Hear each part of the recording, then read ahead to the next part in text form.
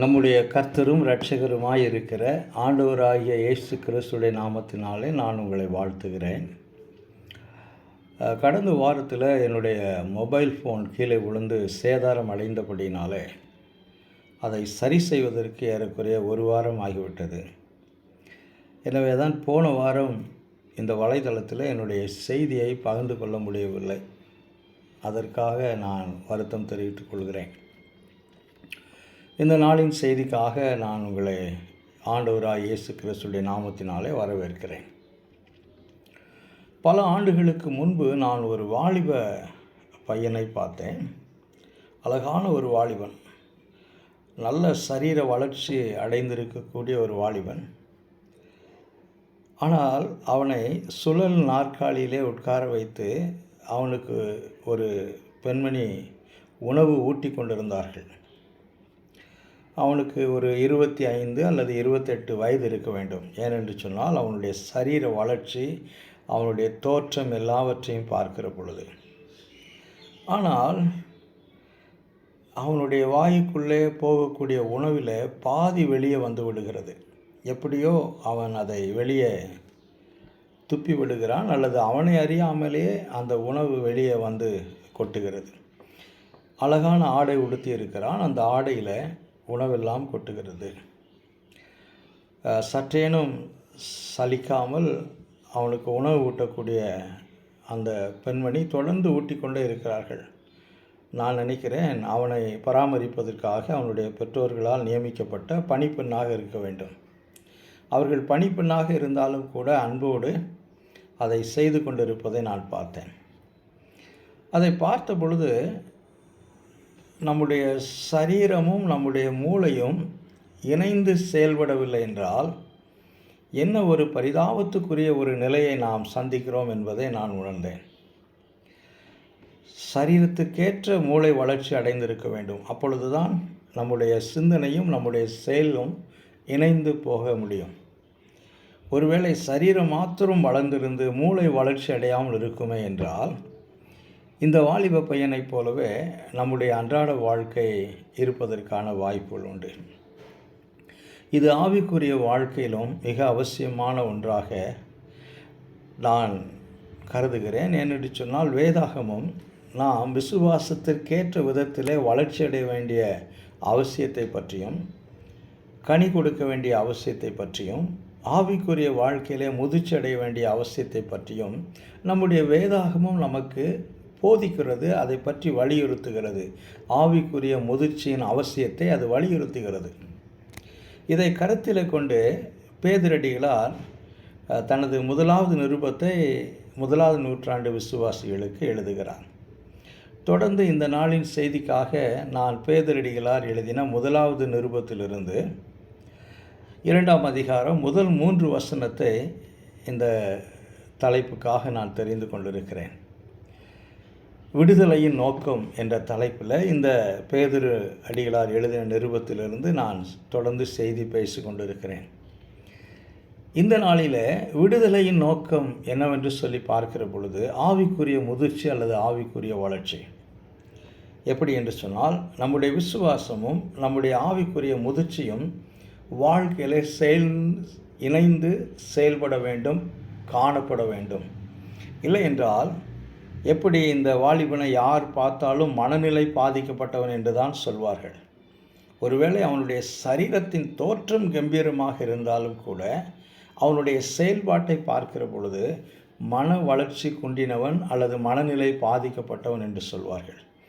அதே போல் நம்முடைய விசுவாசமும் நம்முடைய ஆவிக்குரிய முதிர்ச்சியும் இணைந்து காணப்படவில்லை என்றால் இது நாம் முதிர்ச்சியற்ற தன்மையை காண்பிப்பதாக கருதப்படும். அதை வலியுறுத்தக்கூடிய வகையில் பேதுரடிகளார் இந்த 1 பேதுரு 2ஆம் அதிகாரம் முதல் 3 வசனத்தில் நாம் ஆவிக்குரிய முதிர்ச்சியை அடைய வேண்டிய, வளர்ச்சி அடைய வேண்டிய அவசியத்தை பற்றி எழுதுகிறார். இந்த நாளின் செய்திக்காக நான் தெரிந்து கொண்டிருக்கக்கூடிய இந்த பகுதியை நீங்கள் வேதாகமும் உங்கள் கையில் இருக்கும் என்றால் எடுத்து வைத்துக் கொள்ளுங்கள். 1 பேதுரு 2ஆம் அதிகாரம் முதல் 3 வசனங்கள். இப்படி இருக்க கர்த்தர் தயவுள்ளவர் என்பதை நீங்கள் ருசி பார்த்ததுண்டானால் சகல துர்க்குணத்தையும் சகலவித கவடத்தையும் வஞ்சகங்களையும் பொறாமைகளையும் சகலவித புறங்கூறுதலையும் ஒழித்துவிட்டு நீங்கள் வளரும்படி புதிதாய் பிறந்த குழந்தைகளைப் போல திருவசனமாகிய களங்கமில்லாத ஞானப்பாலின் மேல் வாஞ்சையாயிருங்கள். நீங்கள் வளரும்படி. இந்த வளர்ச்சி எதை குறிக்கிறது என்று சொன்னால் ஆவிக்குரிய வளர்ச்சியை குறிக்கிறது, ஆவிக்குரிய முதிர்ச்சியை குறிக்கிறது. எனவே இதில் 3 காரியங்களை பேதுரடிகளார் சொல்லுகிறார். ஆவிக்குரிய முதிர்ச்சியின் அவசியத்தை பற்றி சொல்லுகிறார். ஒன்று. இரண்டாவதாக ஆவிக்குரிய முதிர்ச்சியின் வளர்ச்சிக்கு தடைகளாய் காணப்படக்கூடிய காரியங்கள் என்ன என்று சொல்லுகிறார். மூன்றாவதாக ஆவிக்குரிய வளர்ச்சிக்கு முதிர்ச்சிக்கு அவசியமான காரியங்கள் என்ன என்பதையும் பேதுரடிகளார் எழுதுவதை நான் பார்க்கிறேன். சரி, முதலாவது நீங்கள் வளரும்படி இந்த அதிகாரத்தை அவர் எழுதுகிற பொழுதே இதை கருத்தில் கொண்டு தான் அவர் எழுதுகிறார். ஒவ்வொரு விசுவாசியும் ஆவிக்குரிய முதிர்ச்சியிலே வளர வேண்டும்.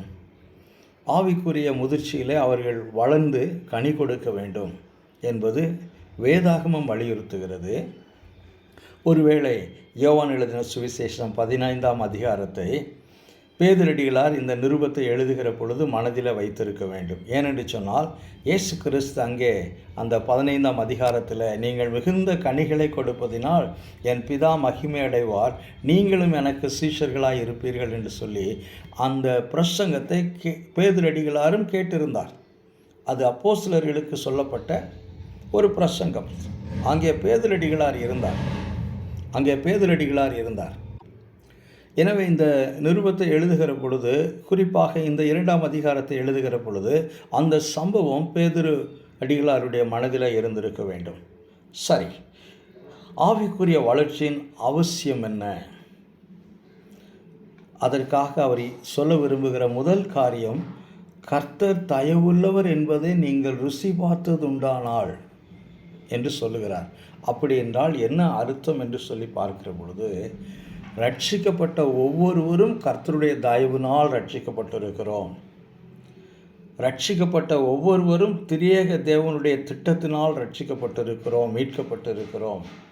தேவ கிருபையினால் மீட்கப்பட்டிருக்கிறோம், தேவனுடைய இரக்கத்தினால் மீட்கப்பட்டிருக்கிறோம். மேலும் மீட்பிற்காக செலுத்தப்பட்ட விலைக்கிரயம் மதிப்பிட முடியாதது. அதை 1ஆம் அதிகாரத்தில் பேசுவதை நான் ஏற்கனவே குறிப்பிட்டிருக்கிறேன். குற்றமில்லாத இரத்தம், மாசற்ற இரத்தம், விலையேற பெற்ற இரத்தம், பிதாவாகிய தேவனால் முன்குறிக்கப்பட்ட தேவகுமாரனுடைய இரத்தம் கல்வாரி சிலுவையில் சிந்தப்பட்டது. அது நிமித்தமாக நாம் ரட்சிக்கப்பட்டிருக்கிறோம். ஒவ்வொரு முறையும் விசுவாசிகள் உணர வேண்டிய, யோசிக்க வேண்டிய ஒரு காரியம் என்னவென்று சொன்னால், மீட்பு என்பது எவ்வளவு மேன்மையானது, அந்த மீட்பு என்பது எவ்வளவு உன்னதமானது, அது எவ்வளவு வாயின் வார்த்தையினால் விவரிக்க முடியாத ஒரு காரியம். எனவே தான் எபிரேயர்கள் நிருபத்தில் 2ஆம் அதிகாரத்தில் அந்த ஆக்கியோன் எழுதுகிற பொழுது, இவ்வளவு பெரிதான ரட்சிப்பை குறித்து நீங்கள் கவலையற்று இருப்பீர்களானால் என்று அங்கே சொல்லி நாம் எப்படி தண்டனைக்கு தப்பித்து கொள்வோம் என்று சொல்லுகிறார். ஏனென்று சொன்னால், உலகத்தில் இருக்கக்கூடிய எந்த ஒரு காரியத்தை கொண்டும், உலகத்தின் செல்வங்களை கொண்டு, உலகத்தினுடைய ஞானத்தை கொண்டு, உலகத்தினுடைய எந்த மேன்மையான காரியத்தை கொண்டும் மனிதன் ரட்சிக்கப்பட முடியாது, ரட்சிக்கப்படுவதற்கான வாய்ப்பில்லை. மனிதன் பாவத்திலிருந்து விடுதலை பெறுவதற்கான வாய்ப்பு இல்லை. மனுக்குலத்தினுடைய மீட்பு அவ்வளவு மேன்மையானது, மனுக்குலத்தினுடைய ரட்சிப்பு அவ்வளவு மேன்மையானது, மனுக்குலம் பாவத்திலிருந்து விடுதலை பெற்றது அவ்வளவு உன்னதமான காரியம்.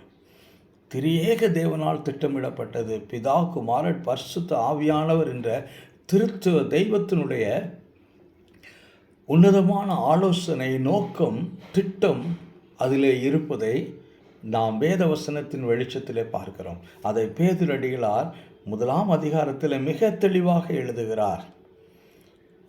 எனவே தான் 2ஆம் அதிகாரத்தை துவங்குகிற பொழுது, இவ்வளவு பெரிதான மீட்பை நீங்கள் தேவனுடைய தயவினால் பெற்றிருக்கிறீர்கள், தேவனுடைய இரக்கத்தினால் பெற்றிருக்கிறீர்கள், ஆக கர்த்தர் தயவுள்ளவர் என்பதை நீங்கள் ருசி பார்த்தது உண்டானால், அப்படி என்று சொன்னால் நீங்கள் ருசி பார்த்திருக்கிறீர்கள். தேவ கிருபையை, இரக்கத்தை, தேவ திட்டத்தை நீங்கள் அறிந்தவர்களாக இருக்கிறபடினாலே நீங்கள் வளர வேண்டும். நீங்கள் ஆவிக்குரிய வாழ்க்கையில் வளர வேண்டும். நீங்கள் ஆவிக்குரிய முதிர்ச்சியில் அடைய வேண்டும் என்பதை முதலாவதாக வலியுறுத்தி கூறுகிறார். சரி, இந்த ஆவிக்குரிய வளர்ச்சிக்கு தடையாக இருக்கக்கூடிய காரியங்கள் என்ன? எனக்கு அருமையான தேவனுடைய பிள்ளைங்களே, நாம் எல்லாருடைய மனதிற்குள்ளும் நாம் ஒவ்வொரு நாளும் வளர வேண்டும். ஒவ்வொரு நாளும் தேவனுக்கு பிரியமாய் நாம் ஜீவிக்க வேண்டும். ஒவ்வொரு நாளும் தேவனோடு நடக்க வேண்டும் என்று சொல்லி விரும்புகிறோம். தேவனுக்கு கீழ்ப்படிய வேண்டும் என்று சொல்லி விரும்புகிறோம். ஒவ்வொரு நாளும் தேவனை நேசிக்கக்கூடிய பிள்ளைகள், ஒவ்வொரு நாளும் ஒழுங்கும் கிரமமாய் வேதாகமத்தை வாசிக்கக்கூடிய பிள்ளைகள், ஒவ்வொரு நாளும் நாம் தீர்மானம் பண்ணுகிறோம், கர்த்தாவே, இந்த நாளிலே நான் உமக்கு பிரியமாய் இருக்க விரும்புகிறேன், உமக்கு கீழ்ப்படிய விரும்புகிறேன், உம்மை பிரியப்படுத்தாத எந்த காரியத்தையும் நான் செய்ய விரும்பவில்லை, உம்மோடு நடக்க விரும்புகிறேன், உம்மை மகிமைப்படுத்த விரும்புகிறேன், முழு மனதோடு உம்மை நேசிக்க விரும்புகிறேன் என்று சொல்லி நாம் ஒவ்வொரு நாளும் தீர்மானம் பண்ணுகிறோம். ஆனால் அந்த நாளை நிறைவு செய்கிற பொழுது, படுக்கைக்கு போகிற பொழுது நாம் திரும்பி பார்ப்போம் என்றால், அந்த நாளிலே எத்தனை முறை நாம் தேவனுக்கு பிரியமில்லாத காரியங்களை யோசித்திருப்போம், தேவனுக்கு பிரியமில்லாத காரியங்களை பேசியிருப்போம், தேவனுக்கு பிரியமில்லாத சிந்தனைகள் நம்முடைய மனதிற்குள்ளாக கடந்து வந்திருக்கும் என்று யோசித்து பார்ப்போம் என்றால், நிச்சயமாக அந்த நாளிலே ஒரு சில நேரங்களில், ஒன்றுக்கும் மேற்பட்ட நேரங்களில் நாம் கர்த்தருக்கு பிரியமில்லாத காரியங்களை யோசித்திருப்போம். நம்முடைய மீட்பின் நாளுக்கென்று அச்சாரமாய் கொடுக்கப்பட்ட பரிசுத்த ஆவியானவரை துக்கப்படுத்தக்கூடிய வகையில் ஏதாவது சிந்தித்திருப்போம். இதுதான் ஒவ்வொரு ரட்சிக்கப்பட்ட மனுஷனுடைய உண்மையான நிலை. இதை உத்தமும் நேர்மையாக இருக்கக்கூடியவர்கள் ஏற்றுக்கொள்வார்கள். இல்லை என்று சொல்லக்கூடியவர்கள் மாய்மாலம் பண்ணுகிறவர் என்று தான் வேதாகமம் சொல்லுகிறது. எப்படி எனில், ரோமர் 5, 6, 7 அதிகாரங்களை வாசிக்கிற பொழுது அங்கே பவுலடிகளார் சொல்லுகிறார், நான் என்ன செய்ய வேண்டும் என்று சொல்லி விரும்புகிறேனோ அதை செய்யாதபடி என்ன செய்யக்கூடாது என்று சொல்லி நினைக்கிறேனோ, தீர்மானம் பண்ணுகிறேனோ, அதையே ஒவ்வொரு நாளும் நான் செய்கிறேன். நான் நிர்பந்தமான மனுஷன். நான் இப்படி செய்கிறபடினால எனக்குள்ளாக இருக்கக்கூடிய பாவ சுபாவம் வெளிப்படுத்தப்படுகிறது என்று சொல்லி பவுலடிகளார் சொல்வதை நான் பார்க்கிறேன். எனக்கு அருமையான தேவனுடைய பிள்ளைங்களை, நாம் ஆவிக்குரிய முதிர்ச்சியை அடையக்கூடாதபடி நமக்கு தடைகள் இருக்கிறது. அதையும் பேதுரடிகளார் நமக்கு உணர்த்த விரும்புகிறார். அதை அறிந்து கொள்ள வேண்டும் என்று சொல்லி விரும்புகிறார். பாருங்கள், இந்த 2வது வசனத்தில், 1 பேதுரு 2ஆம் அதிகாரம் 2வது வசனத்தில், சகல விதமான துர்குணம், சகல விதமான கபடம், வஞ்சகங்கள், பொறாமைகள், புறங்கூறுதல். நாம் ரட்சிக்கப்பட்டவர்கள் ஆயிற்றே, நாம் புறங்கூறுதல் கிடையாதே, நமக்குள்ளே பொறாமை இல்லையே, நமக்குள்ளே வஞ்சகங்கள் இல்லையே, நமக்குள்ளே கபடம் இல்லையே என்று எந்த ஒரு விசுவாசியும் தேவனுக்கு முன்பாக சொல்ல முடியாத நிலையில் நாம் காணப்படுகிறோம். மேலும் நாம் உணர்ந்து கொள்ள வேண்டிய ஒரு காரியம் என்னவென்று சொன்னால், இது அவிசுவாசிகளுக்கு எழுதப்பட்ட ஒரு கடிதம் கிடையாது. இந்த நிருபம் ரட்சிக்கப்பட்டவர்களுக்கு எழுதப்பட்ட நிருபம். இது ஆண்டவராய் இயேசு கிறிஸ்துவை சொந்த இரட்சகராய் ஏற்றுக்கொண்ட பிள்ளைகளுக்கு, மீட்கப்பட்ட பிள்ளைகளுக்கு இது எழுதப்பட்ட நிருபம். சபையில் விசுவாசிகளாக இருக்கக்கூடியவர்களுக்கு எழுதப்பட்ட நிருபம். இதை நாம் புரிந்து கொள்ள வேண்டும். ஆக விசுவாசிகளுக்கு எழுதப்பட்ட நிருபம்தான். அந்த நிருபத்திலே, அந்த கடிதத்திலே சொல்லுகிறார், சகல விதமான துர்குணம். ஆக எங்கோ இருதயத்தின் மூலையில், நம்முடைய சிந்தையில் துர்குணம் இருக்கிறது, எங்கோ நம்முடைய யோசனையில் கபடங்கள் இருக்கிறது, எங்கோ நம்முடைய இருதயத்தில் வஞ்சகங்கள் மறைந்து கிடக்கிறது, எங்கோ நம்முடைய இருதயத்தில் பொறாமைகள் இருக்கிறது, எங்கோ நம்முடைய வாழ்க்கையில் புறங்கூறுதல் இருக்கிறது என்பதை பேதுரடிகளார் அறிந்திருக்கிறபடினால இந்த பலவீனத்தோடு விசுவாசிகள் எல்லாரும் போராடக்கூடியவர்கள் என்பதை அவர் அறிந்திருக்கிறபடினால இந்த வார்த்தையை சொல்லுகிறார். நான் மீண்டும் சொல்ல விரும்புகிறேன், இது இது அந்நியர்களுக்கு, அதாவது ரட்சிக்கப்படாதவர்களுக்கு எழுதப்பட்ட ஒரு நிருபம் கிடையாது. இது புறஜாதிகளுக்கு எழுதப்பட்ட நிருபம் கிடையாது. இது சபைக்குள்ளே இருக்கக்கூடியவர்களுக்கு, விசுவாசிகளுக்கு. எப்படி என்றுன்னா, நீங்கள் 1 அதிகாரம் 1 பேதுரு 1 அதிகாரம் 1வது வசனத்திலே நீங்கள் வாசிக்கிற பொழுது, இயேசு கிறிஸ்துவின் அப்போஸ்தலனாகிய பேதுரு பொந்து, கலாத்தியா, கப்பதோக்கியா, ஆசியா, பித்தினியா தேசங்களில் சிதறி இருக்கிறவர்கள். யார் இவர்கள்? விசுவாசிகள். அவர்களுக்குத்தான் இதை எழுதுகிறார். ஆக அவர்களுக்குள்ளாக இந்த சுபாவம் இருக்கிறது என்று சொல்லி பேதுரடிகளார் அறிந்தபடினால் இந்த நிருபத்தை எழுதுகிறார். பாருங்கள், இவர் சொல்லுகிற காரியம் என்னவென்று சொன்னால், இது இருந்தாலும் இருக்கலாம், இது உங்களிலே சிலருக்கு இருந்தாலும் இருக்கலாம் என்று சொல்லவில்லை. அவர் இருக்கிறது என்பதை உறுதிப்படுத்திவிட்டு அவர் சொல்ல விரும்புகிற காரியம் என்னவென்றால், ஒழித்து விடுங்கள், அழித்து போடுங்கள், அவைகளை முற்றிலுமாய் களைந்து போடுங்கள் என்று சொல்லுகிறார். ஏனென்று சொன்னால், இவைகள் இருக்குமே என்றால் நாம் ஆவிக்குரிய வாழ்க்கையிலே முதிர்ச்சி அடைய முடியாது. இவைகள் இருக்கும் என்றால் நாம் ஆவிக்குரிய வாழ்க்கையிலே வளர்ச்சி அடைய முடியாது. இவைகள் இருக்கும் என்றால் நாம் கனி கொடுக்க முடியாது. கற்பனை செய்து பாருங்கள், ஒரு திராட்சை தோட்டம் இருக்கிறது. அந்த திராட்சை தோட்டத்துக்குள்ளாக பலவிதமான களைகள், முட்செடிகள், பலவிதமான தேவையில்லாத காரியங்கள் அந்த திராட்சை தோட்டத்தை, அந்த திராட்சை செடியை நெருக்கி கொண்டு இருக்கும் என்றால் எப்படி அந்த திராட்சை செடி வளரும்? எப்படி அந்த திராட்சை செடி கனி கொடுக்கும்? அது இயலாத காரியம். நாம் எடுக்கிற எல்லா முயற்சிகளும் வீணாய் போய்விடும். அதை நல்ல ஒரு தோட்டத்து எஜமான், தோட்டத்துக்காரன் அதை கண்டுபிடித்து அடையாளம் கண்டு, இவைகள் எல்லாம் இருக்கும் என்றால் என் திராட்சை தோட்டம் கனி கொடுக்காது என்று சொல்லி அவைகளை அப்புறப்படுத்துவதற்கான எல்லா விதமான முயற்சிகளையும் அவன் மேற்கொள்வான். முதலாவதாக அதை களைந்து போடுவான். அதை களைந்து போட்ட பிறகுதான் அவன் நீர் பாய்ச்சுவதோ அல்லது அதற்கு உரமிடுவதோ, மற்ற காரியங்களை எல்லாம் வேலி போடுவதோ போன்ற மற்ற எல்லா பராமரிப்பான காரியங்களை அவன் அதற்கு அடுத்து தான் செய்ய வேண்டும். ஒருவேளை திராட்சை தோட்டம் முழுவதுமாக களைகள் நிறைந்திருக்கிற பொழுது அவன் தொடர்ந்து அதற்கு நீர் பாய்ச்சி அதற்கு உரமிடுவான என்றால் அது வீணாய் போகும். அதே போல தான் நம்முடைய இருதயம் என்ற திராட்சை தோட்டத்தில் இப்படி பலவிதமான களைகள், சகலவிதமான துர்க்குணம் என்ற முட்செடி நிறைந்திருக்கிறது. கபடம் என்ற வேலி முட்செடி வளர்ந்திருக்கிறது. வஞ்சகம் என்ற முட்செடி வளர்ந்திருக்கிறது. பொறாமைகள் என்ற முட்செடி வளர்ந்திருக்கிறது. புறங்கூறுதல் என்ற முட்செடி வளர்ந்திருக்கிறது, நிறைந்திருக்கிறது. இவைகளெல்லாம் பார்ப்பதற்கே அருவருப்பாக இருக்கும். இவைகளை களைந்து விட்டு திராட்சை தோட்டத்தை பாருங்கள், அது மிகவும் மனரம்யமாக இருக்கும். ஒருவேளை ஒரு தோட்டம் இவைகளால் நிறைந்திருக்கும் என்றால் அந்த தோட்டத்தில் திராட்சை கனிகள் இருந்தாலும், திராட்சை செடிகள் இருந்தாலும் அது பார்ப்பதற்கு அருவருப்பாக இருக்கும். அதே போல தான் இவைகள் களைந்து போடப்படவில்லை என்றால், இவைகள் ஒழித்து விடவில்லை என்றால் நாம் தேவனுக்கேற்ற கனிகளை நம்மால் கொடுக்க முடியாது. தேவனுக்கு பிரியமான ஆவிக்குரிய கனிகளை நம்மால் கொடுக்க முடியாது. ஒருவேளை இது மிக சாதாரணமான ஒரு வார்த்தையாக நாம் எடுத்துக்கொண்டாலும் இதன் மறைபொருள், இதன் பின்னணியில் இருக்கக்கூடிய உண்மைகளை நாம் உணர்ந்து கொள்ள வேண்டும். பேதுரடிகளார் சாதாரண ஒரு மனுஷன். அதாவது பவுல் அப்போஸ்தலனை போல பெரிய படிப்புகளை படித்த மனிதன் கிடையாது. அதே நேரத்தில் இயேசு கிறிஸ்துவோடு இருந்தவர், கிறிஸ்துவின் முதலாவது அப்போஸ்தலன், பிரதான அப்போஸ்தலன்.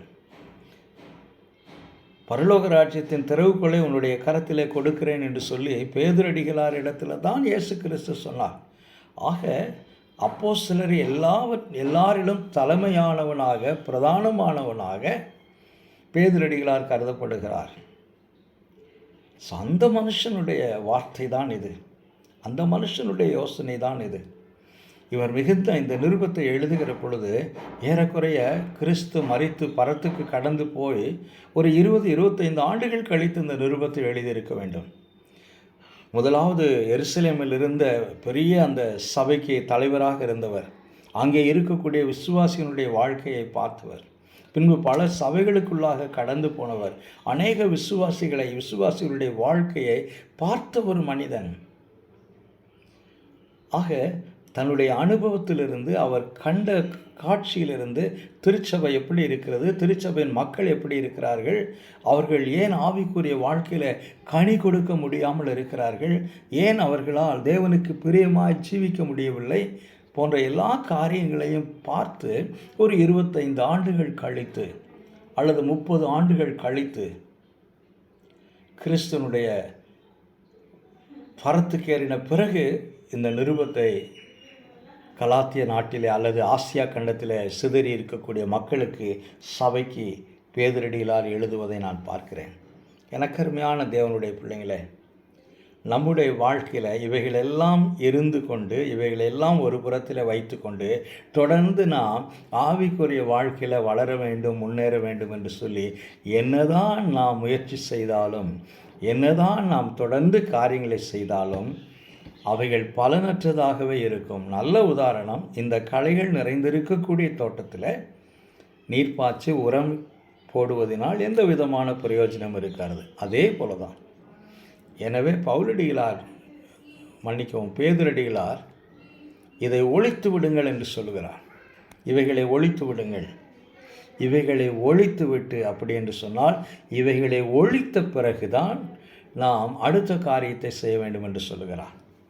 சரி, அடுத்து அவர் சொல்லுகிற காரியம், இவைகளை ஒழித்துவிட்டு ஆவிக்குரிய முதிர்ச்சிக்கு அவசியமான காரியங்கள் என்ன என்று சொல்லி பேதுரடிகளார் சொல்லுகிறார்.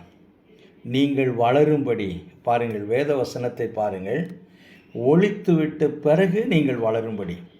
இவைகளை வைத்து கொண்டு நீங்களும் நானும் வளர முடியாது. எத்தனை ஆண்டுகள் ஆனாலும் சரி, எத்தனை ஆண்டுகள் நாம் விசுவாசிகளாக இருந்தாலும் சரி, எத்தனை ஆண்டுகள் நாம் வேதத்தை படித்தாலும் சரி, எத்தனை ஆண்டுகள் நாம் பல பிரசங்கத்தை கேட்டாலும் சரி, எத்தனை ஆண்டுகள் நாம் சபைக்கு போய்கொண்டே இருந்தாலும் சரி, இவைகளை ஒழிக்காமல் நாம் வளர முடியாது. இவைகள் ஒழிக்கப்பட வேண்டிய காரியங்கள். எனவே இவைகளை ஒழித்துவிட்டு அடுத்து நீங்கள் வளரும்படி புதிதாய் பிறந்த குழந்தைகளைப் போல திருவசனமாகிய கலங்கமில்லாத ஞானப்பாலின் மீது வாஞ்சியாயிருங்கள். அடுத்து அவர் சொல்ல விரும்புகிற காரியம் திருவசனம், கர்த்தருடைய வார்த்தை, கர்த்தருடைய வசனம். எனக்கு அருமையான தேவனுடைய பிள்ளைங்களே, ஆவிக்குரிய முதிர்ச்சிக்கு வளர்ச்சிக்கு மிக மிக அவசியமானது தேவனுடைய வார்த்தையே. அதற்கு இணையானது எதுவும் கிடையாது, அதற்கு இணையானது எதுவுமே கிடையாது. இதை வாசிக்கிற பொழுது எனக்கு சில விளம்பரங்கள் என்னுடைய மனக்கண்களுக்கு முன்பாக வருகிறது. ஹார்லிக்ஸ் குடித்தால் இப்படி நடக்கும், காம்ப்ளான் குடித்தால் இப்படி நடக்கும், இன்னும் பல ஊட்டச்சத்து பானங்கள் எல்லாம் நாம் பார்க்கிறோம், விளம்பரத்துக்கு வருகிறது. இவைகளை குடித்தால் வளர்ந்து விடலாம், இவைகளை குடிக்கிற பிள்ளைகள் மிகவும் புத்திசாலியாக இருப்பார்கள், இவைகளை பயன்படுத்துகிற பிள்ளைகள் மிகவும் ஞானவான்களாக இருப்பார்கள், அறிவாளிகளாக இருப்பார்கள் என்று பூஸ்ட்டு, காம்ப்ளான், ஹார்லிக்ஸ் போன்ற விளம்பரங்கள் எல்லாம் வருகிறது. நான் யோசித்து பார்த்தேன், ஒரு மாணவன் நீட் எக்ஸாமில் பாஸ் பண்ண வேண்டும் என்றால் அவனுக்கு காம்ப்ளான் கொடுத்துருக்கலாமே முதல்ல இருந்து. அவன் இராணுவத்தில் சேருவதற்கான சரீர வளர்ச்சி வேண்டும் என்றால் அவனுக்கு ஹார்லிக்ஸு, பூஸ்ட் கொடுத்துருக்கலாமே. Boost is secret of our energy அப்படின்னு சொல்லிட்டு சிலர் விளம்பரத்துக்கு வராங்க. அவங்க காசு வாங்கிட்டு வராங்க. உங்கள் பிள்ளைகள் சிறந்த விளையாட்டு வீரர்களாக இருக்க வேண்டும் என்று சொல்லி நீங்கள் விரும்பினால் பூஸ்ட் கொடுத்துருக்கலாமே. இவைகள் எல்லாம் விளம்பரத்திற்காக வருகிற காரியங்கள். அதே போல தான் நாம் விளம்பரமாக ஆவிக்குரிய வாழ்க்கையிலும் வளருவதற்கு சில காரியங்களை செய்கிறோம். இங்கே போனால் இது நடக்கும், அங்கே போனால் அது நடக்கும் என்று சொல்லி. கர்த்தருடைய வார்த்தை மாத்திரமே, தேவனுடைய வார்த்தை மாத்திரமே. எனக்கு அருமையான தேவனுடைய பிள்ளைங்களே, ஒரு காரியத்தை நான் இங்கே சொல்ல விரும்புகிறேன். இந்த இந்த வாலிப பையனுக்கு உணவு கொடுத்து கொண்டிருந்த அந்த அந்த பெண்ணை ரொம்ப நேரம் பார்த்து விட்டு நான் அவங்களிடத்தில் போய் பேசினேன். அவனை பற்றி விசாரித்தேன். சற்று நேரம் நான் அவர்களோடு பேசின பிறகு அந்த பெண்மணி சொன்ன வார்த்தை என்னை அதிகமாக சிந்திக்க வைத்தது. அது சொன்ன வார்த்தை என்னவென்று சொன்னால், தகப்பன் வானத்தை ஆராய்ச்சி செய்கிறவர், அம்மா வயிற்றை ஆராய்ச்சி செய்கிறவர் அப்படின்னு சொல்லிட்டு அவங்களுக்கு பிள்ளை பிறந்திருக்கு பாரு அப்படின்னுச்சு. அப்படின்னா அப்பா ஒரு 30 ஆண்டுகளுக்கு முன்பாக இஸ்ரோ, அதாவது இந்தியன் ஸ்பேஸ் ரிசர்ச் ஆர்கனைசேஷன் என்று சொல்லக்கூடிய நம்முடைய இந்திய வான்வெளி ஆராய்ச்சி கழகத்தில் அவர் ஒரு விஞ்ஞானியாக இருந்தார். அம்மா அன்றைக்கு பெங்களூர் பட்டணத்தில் இருந்த கைனகாலஜிஸ்ட், அதாவது மகப்பேறு நிபுணர். இந்த பிள்ளைகள் பிறக்கக்கூடிய காரியத்தை பற்றி ஆராய்ச்சி செய்து முன்கூட்டி பல காரியங்களை சொல்கிறார்களோ, பெண்களுக்கு மாசமாக இருக்கக்கூடிய கர்ப்பிணி பெண்களுக்கு ஆலோசனை சொல்லக்கூடிய டாக்டர்ஸ் இருக்கிறாங்களோ, இந்த வாலிபனுடைய அம்மா ஒரு டாக்டர், மகப்பேறு நிபுணர். அதனால தான் அந்த பெண்மணி சொன்னாங்க, அப்போ வானத்தை ஆராய்ச்சி பார்க்குறவன் அம்மா வயிற்று ஆராய்ச்சி பார்க்குறவா. அவங்க வேலைக்காரங்க பாருங்கள், அவங்க சாதாரண ஒரு பாசையில் சொன்னாங்க. யோசித்து பார்த்தேன். அந்த வார்த்தையை கேட்ட பிறகு, அப்பொழுது நான் ஒரு சராசரி விசுவாசி, 30 ஆண்டுகளுக்கு முன்பு. யோசித்து பார்த்தேன். ஆனால் அப்பையும் வேதத்தை படிப்பேன். என் கருவை உம்முடைய கண்கள் கண்டது என்று சொன்னான் சங்கீதக்காரன். தகப்பனும் தாயும் நம்முடைய கருவை பார்த்தார்களோ இல்லையோ, நம்முடைய தேவன் கண்டார். ஒருவேளை இந்த செய்தியை கேட்கிற அருமையான தேவனுடைய பிள்ளைகளை, நாம் எல்லாரும் நல்ல சரீரத்தோடு எந்த விதமான ஊனம் இல்லாமல் ஓரளவுக்கு ஞானமாய் புத்தியாய் பேசக்கூடியவர்களாய் சிந்திக்கக்கூடியவர்களாய் நாம் இருக்கிறோம் என்றால், தேவனுடைய கண்கள் நாம் தாயின் வயிற்றில் இருக்கிற பொழுது நம்முடைய கருவை கண்டது. நம்முடைய கருவை கர்த்தருடைய கண்கள் கண்டது. ஆகையினால்தான் இன்றைக்கு ஊனம் இல்லாதவர்களாக, மனநிலை பாதிக்கப்படாதவர்களாக நாம் இருக்கிறோம். தகப்பன் பெரிய விஞ்ஞானியாக இருந்தாலும் சரி, தாய் பெரிய மருத்துவராக இருந்தாலும் சரி, வயிற்றில் வளரக்கூடிய பிள்ளைக்கு உருவம் கொடுக்கிறவர் கர்த்தர். அதே போல் நம்முடைய ஆவிக்குரிய வளர்ச்சிக்கு தேவையான அவசியமான காரியங்களை கொடுக்கிறவர் நம்முடைய தேவனாகிய கர்த்தர். அவருடைய வார்த்தையிலிருந்து கொடுக்கிறார். எனவே தான் பேதுரடிகளால் சொல்லுகிறார், நீங்கள் வளர வேண்டும். அந்த வளர்ச்சிக்கு மிகவும் அவசியமானது களங்கமில்லாத, கரைதரையற்ற, எந்த விதமான கலப்படமில்லாத ஒரு உணவாக கர்த்தருடைய வார்த்தை, களங்கமில்லாத ஞானப்பாலின் மீது வாஞ்சையாயிருங்கள். ஆக திருவசனம் அது களங்கமில்லாதது. அந்த திருவசனத்தின் மீது நமக்கு வாஞ்சை இருக்க வேண்டும். அந்த திருவசனத்தின் மீது ஆர்வம் இருக்க வேண்டும். கர்த்தருடைய வார்த்தையின் மீது வாஞ்சை, ஆர்வம் இருக்க வேண்டும். அப்பொழுதுதான் நாம் வளருவோம். அந்த வாஞ்சைக்கும் அந்த ஆர்வத்துக்கும் பேதுரடிகளார் ஒரு ஓமானம் கொண்டு வருகிறார். எப்படி என்று சொன்னால், புதிதாய் பிறந்த குழந்தையைப் போல, அதாவது புதிதாய் பிறந்த குழந்தை என்று சொல்லுகிற பொழுது, அந்த குழந்தை ஒவ்வொரு நாளும் எத்தனை முறை தன் தாயினிடத்தில் பால் குடிக்கும் என்று சொல்லி நமக்கு தெரியாது. ஒருவேளை பெண்கள் யாராவது இருப்பீர்கள் என்றால் உங்களுக்கு அதை தெரிந்து கொள்வதற்கு, புரிந்து கொள்வதற்கான வாய்ப்புண்டு. புதிதாய் பிறந்த குழந்தை ஒரு நாளில் எத்தனை முறை தன்னுடைய தாயினிடத்திலே பால் குடிக்கிறது. ஒருவேளை இன்றைக்கு நாம் வளர்ந்தவர்கள் காலை, மதியம், இரவு என்ற 3 வேளை உணவோடு நாம் நிறுத்திக் கொள்கிறோம். ஒருவேளை புதிதாய் பிறந்த குழந்தை அப்படி இருக்கும் என்றால் அது சரீரத்திலே வளர்ச்சி அடையாது.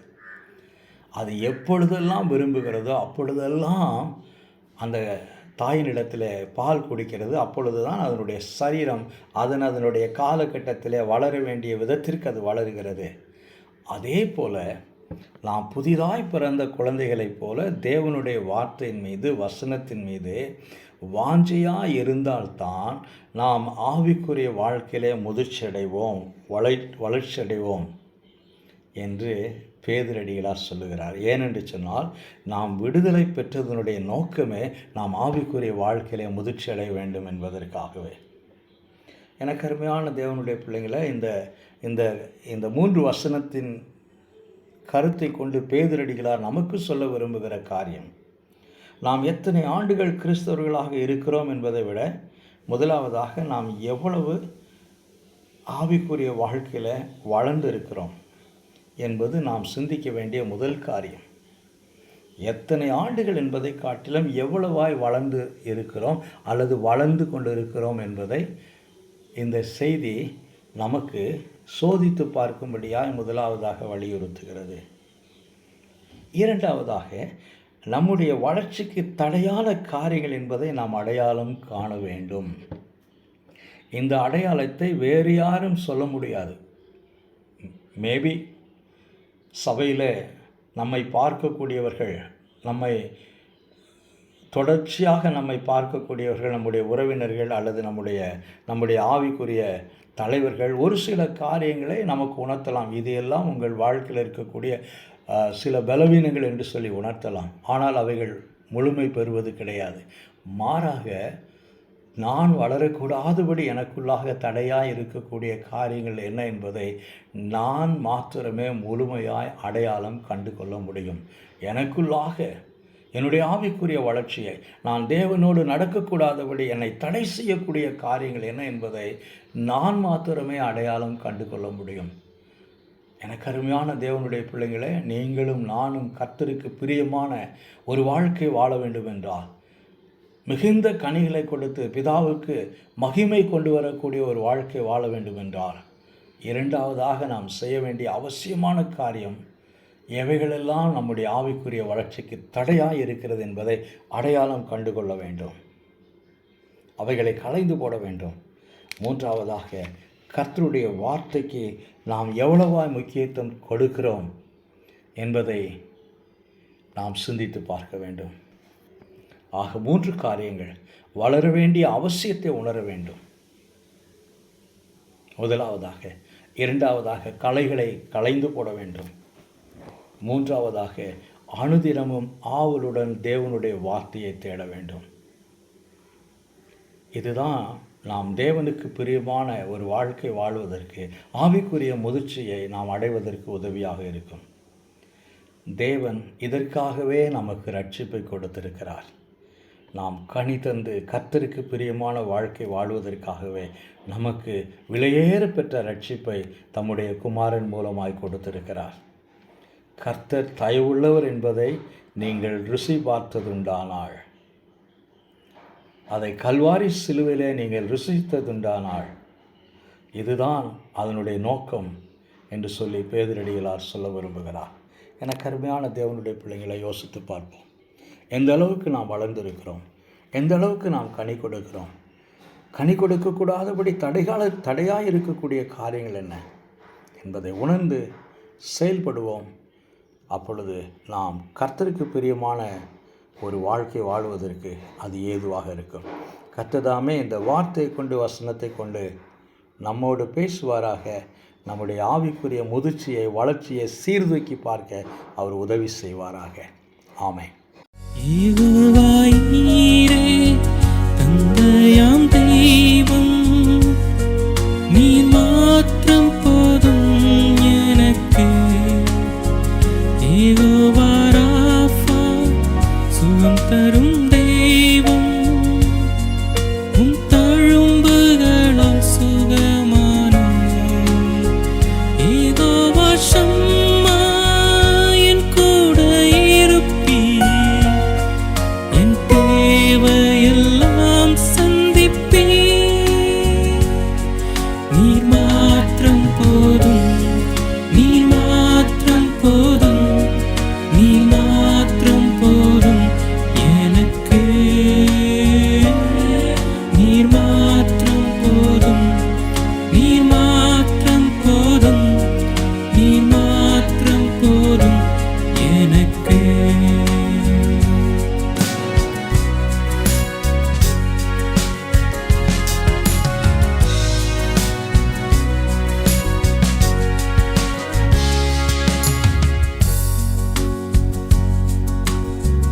யெகோவா எலோகிம் சிருஷ்டிப்பின் தேவனே, உம் வார்த்தையால் உருவாக்கினீர்.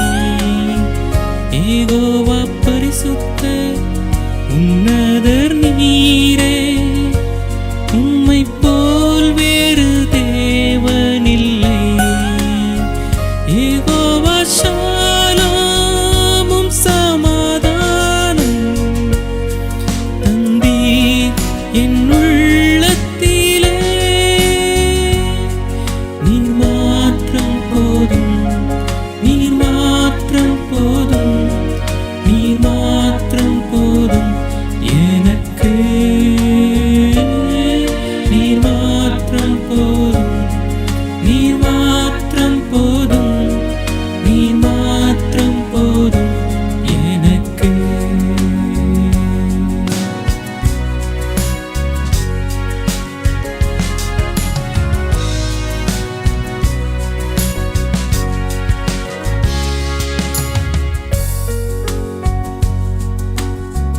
இயேசுவே நீரே என் ஆத்மநேசர், என்னில் எவ்வளவு அன்பு கூர்ந்தீர். என்னையே மீட்க உம்மையே தந்தீர். உம் அன்பிற்கு இணையில்லையே. என் வாழ்நாள் முழுதும் உமக்காக வாழ்வேன். நீரே என்றென்றும் போதும். நீர் மாத்திரம் போதும், நீர் மாத்திரம் போதும், நீர் மாத்திரம் போதும் எனக்கு. நீர் மாத்திரம் போதும், நீர் மாத்திரம் போதும், நீர் மாத்திரம் போதும் எனக்கு. யெகோவா